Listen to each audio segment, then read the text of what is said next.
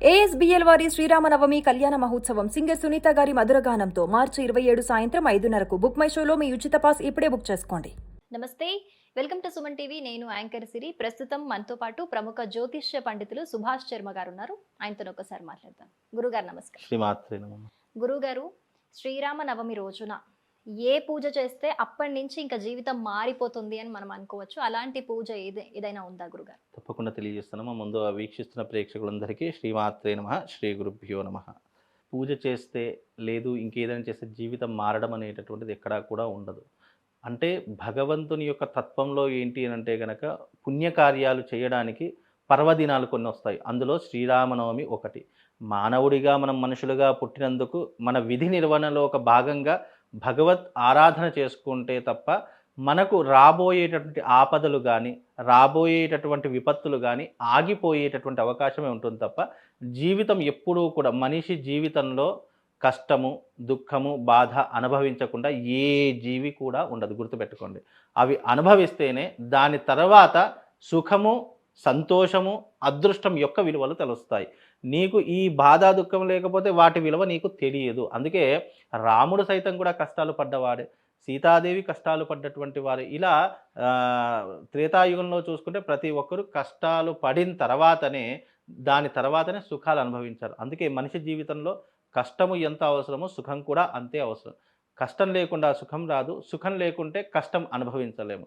కనుక రెండూ కూడా సరిసమానం. కాబట్టి జీవితం మారేటటువంటి విధానాలు ఉండవు. కానీ నేను ఒకటే చెప్తాను, శ్రీరామనవమి పర్వదినము రోజున చక్కగా ప్రతి ఒక్కరి ఇంట సీతారాముల యొక్క కళ్యాణాన్ని ఆచరించేటటువంటి ప్రయత్నం చేయండి. లేదా సీతారాముల యొక్క వ్రతం అనేటటువంటిది ఒకటి ఉంటుంది. ఆ వ్రతాన్ని చేసుకున్నా కూడా మీకు అష్టైశ్వర్యాలు కలుగుతూ ఉంటాయి. అలాగే శ్రీరామనవమి అనేటటువంటి స్వామివారి యొక్క జన్మదినము అంటే పుట్టినరోజు అని అర్థము. కానీ మన దగ్గర ఏం చేస్తారంటే శ్రీరామనవమి అంటే కళ్యాణాలు ఎక్కువగా ఆచరిస్తూ ఉంటాము. కాకపోతే ఆ రోజున ఎవరికైతే సంతాన భాగ్యం లేదో, ఏ ఇంట్లోనైతే సంతానం కోసం పరితపిస్తున్నారో అలాంటి వారు మీ ఇంట్లో ఆ రోజున చక్కగా డోలోత్సవం అంటే స్వామివారిని తొట్లెలో వేసేటటువంటి ప్రయత్నం చేయండి. దాని తర్వాత మీ ఇంట్లో తప్పకుండా శ్రీరాముడు జన్మించేటటువంటి అవకాశం ఉంటుంది. చక్కని సంతానం కలిగేటటువంటి అవకాశం ఏర్పడుతుంది. ఈ మధ్యకాలంలో చాలామంది హెల్త్ ప్రాబ్లమ్స్ వల్లనో లేదు అంటే ఇంకా ఇతర వ్యవహారాదుల వల్లనో చాలామందికి సంతానం అనేటటువంటి కృత్రిమ సంతానమే ఎక్కువగా అయ్యేటటువంటి ఆ రకమైనటువంటి సంతానాలు ఎక్కువగా అవుతున్నాయి. అలా కాకుండా మీకు సత్సంతానం కలగాలి అని అంటే ఈ శ్రీరామనవమి రోజున చక్కగా శ్రీరాముణ్ణి ఊయలలో వెయ్యండి. మీకు తప్పకుండా సంతానం కలుగుతుంది. వివాహం కానటువంటి వారు ఎవరైతే ఉన్నారో అలాంటి వారికి సీతారాముల యొక్క కళ్యాణంలో పాల్గొని స్వామివారి మీద వేసిన తలంబ్రాలు అక్షతలు ఇస్తారు.